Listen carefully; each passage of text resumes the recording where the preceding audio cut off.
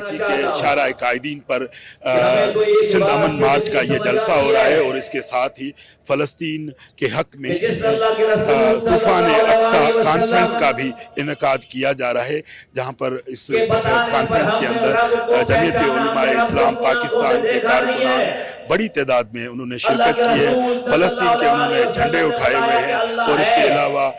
जो स्टेज है वहाँ पर जमीयत उलमा इस्लाम पाकिस्तान के सरबराह मौलाना फजल रहमान के साथ मुख्तलिफ पॉलिटिकल पार्टीज के रहनुमा जो हैं वो भी यहाँ पर मौजूद हैं। इसके अलावा स्टेज पर गजा से आए हुए हमास के रहनुमा डॉक्टर नाजी ज़हीरुल शेरी भी मौजूद हैं और उन्होंने भी जो है वो खिताब यहाँ पर किया है और इस पूरी कॉन्फ्रेंस के अंदर इसराइल की जानिब से फ़लस्तीन पर किए गए हमलों की मज़म्मत के साथ फ़लस्तीन के हक़ में भी जो है वो नारेबाजी की है और बयानात इन रहनुमाओं ने दिए हैं।